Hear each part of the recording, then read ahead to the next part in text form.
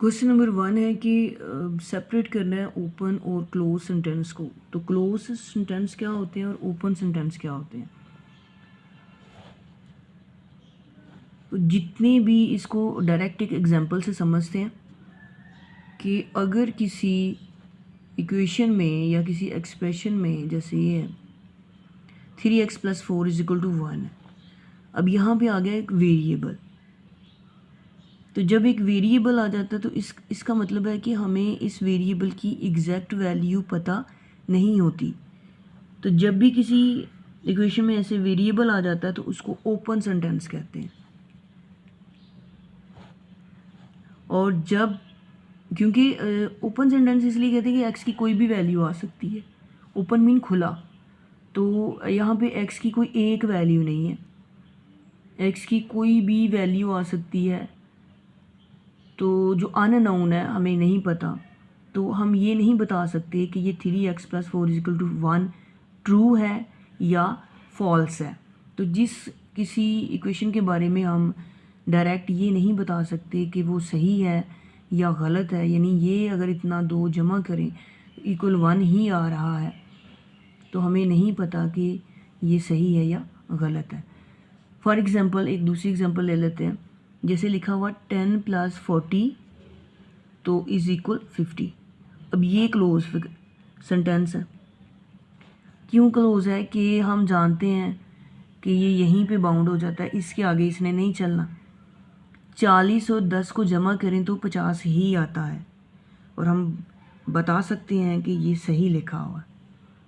तो जिस सेंटेंस के बारे में हम डायरेक्ट बता सकते हैं, ट्रू या फॉल्स का कॉन्सेप्ट दे सकते हैं डायरेक्ट, वो है क्लोज्ड सेंटेंस।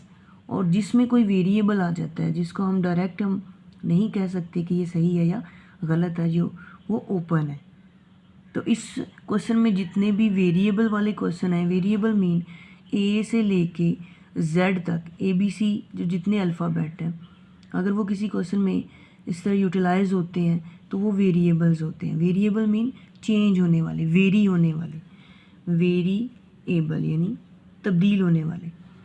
तो इस क्वेश्चन में जितने भी, जैसे 72 / 8 है और इसका जो आंसर उसने लिखा है 9, तो ये ट्रू है, यानी 72 को 8 पे डिवाइड करें तो 9 ही आता है।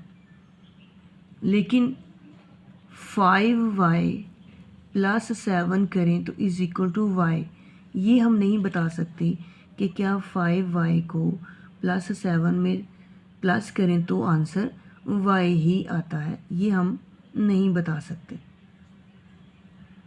तो इस तरह से ये ओपन सेंटेंस है और ये क्लोज सेंटेंस है। तो हमने सिर्फ सेपरेट करने हैं कि इसमें से ओपन सेंटेंस कौन सा है और क्लोज सेंटेंस कौन सा है। तो जितने भी क्वेश्चंस में अगर वेरिएबल्स आ जाते हैं, ए से लेके जेड तक कोई भी अल्फ़ाबेट आ जाए, वो ओपन हो जाता है। और जिसमें कांस्टेंट्स होते हैं, कोई वेरिएबल नहीं होता, तो उसको हम क्लोज कहते हैं। यानी सीधी सी बात है कि जिसको हम सही या गलत बता सकते हैं वो क्लोज है, जिसका हम सही गलत नहीं बता सकते वो ओपन है। इसी तरह से सेकंड क्वेश्चन है कि एक्सप्रेशन और इक्वेशन में क्या फ़र्क है। एक्सप्रेशन और इक्वेशन, अब कोई भी इसमें फ़र्क बताना है। कोई भी जो सेंटेंस है ऐसे लिखा हो कि, जैसे एग्जांपल से इसका डायरेक्ट समझते हैं कि अगर 7y² - 2y + 3, अगर सिंपल इतना लिखा है तो ये एक एक्सप्रेशन है। तो अगर इसमें 7y² - 2y + 3 = 0, यानी इक्वल का साइन आ जाए, ये वाली अलामत आ जाए, तो उसको कह देते हैं कि वो जो एक्सप्रेशन था वो इक्वेशन बन गया।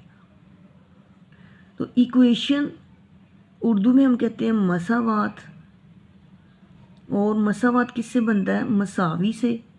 और मसावी का क्या मतलब है, बराबर। तो जब भी किसी ऐसे जुमले में, अलजबरिक जुमला, ये जो एक्सप्रेशन है इसको हम अलजबरिक जुमला कहते हैं, अलजबरिक जुमले में अगर ये वाली इक्वल की साइन आ जाए, तो हम कहते हैं कि ये एक्सप्रेशन इक्वेशन बन गया। तो अब इसमें जितने भी, जैसे यहाँ लिखा हुआ है x + y = 3 और लिखा हुआ है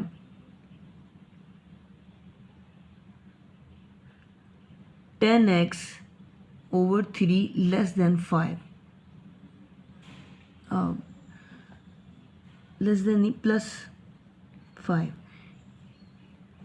या इस तरह लिखा हुआ है 10x over 3 + 5, इस तरह से लिखा हुआ है, यानी इसमें भी इक्वल का साइन नहीं है। अब ये जो है ये इक्वेशन है और ये क्या है, एक्सप्रेशन है। सेम ऐसे अगर हम कोई और एग्जांपल ले लें, जैसे x² + x - 1, ये एक एक्सप्रेशन है, और x² + x - 1 = 0, ये एक इक्वेशन है। ठीक है, ये इक्वेशन है जिसमें इक्वल का साइन आ गया, और जिसमें इक्वल का साइन नहीं है ये एक्सप्रेशन है। तो सिंपल हम कह सकते हैं कि जितने भी मतलब गिवन, जो क्वेश्चन में जितने पार्ट गिवन है जिनमें कोई इक्वलिटी का साइन नहीं आ रहा, जो बगैर इक्वल के साइन के हैं वो एक्सप्रेशंस हैं, और जिनमें इक्वल का साइन आ जाता है वो इक्वेशंस हैं। तीसरा क्वेश्चन करते हैं हमने इक्वेशन और इनइक्वालिटी को सेपरेट करना है। अब यहाँ पे आ जाता है इक्वेशन और इनइक्वालिटी।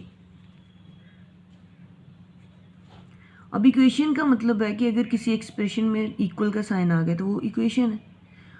अगर इक्वल का साइन नहीं है, उसमें कोई साइन आ गया लेस देन का, लेस देन इक्वल का, ग्रेटर का, या ग्रेटर और इक्वल का, या नॉट इक्वल का, अगर इनमें से कोई साइन आ जाता है किसी भी एक्सप्रेशन के अंदर तो वो इनइक्वालिटी हो जाती है, यानी इक्वल और इनइक्वल। यहाँ से देखिए इनइक्वालिटी यानी गैर मसावात, इनइक्वालिटी मतलब गैर मसावात, इक्वेशन मतलब मसावात है।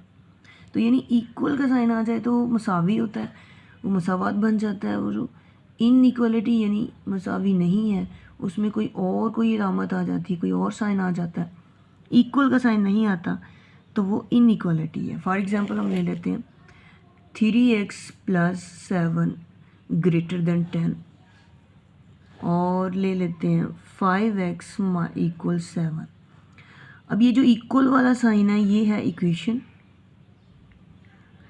और ये है ग्रेटर वाला साइन, तो ये है इनइक्वालिटी, यानी इक्वल नहीं है, ग्रेटर है, बड़ा है या छोटे का साइन हो जाए। दूसरी एग्जांपल ले लेते हैं 2x - 5 ≤ 1, और इसका है 3x - 4 = 7x। अब ये जो इक्वल वाला है वो इक्वेशन है, और ये जो लेसर इक्वल वाला है वो इनइक्वालिटी है। तो इस तरह से हम सेपरेट कर सकते हैं।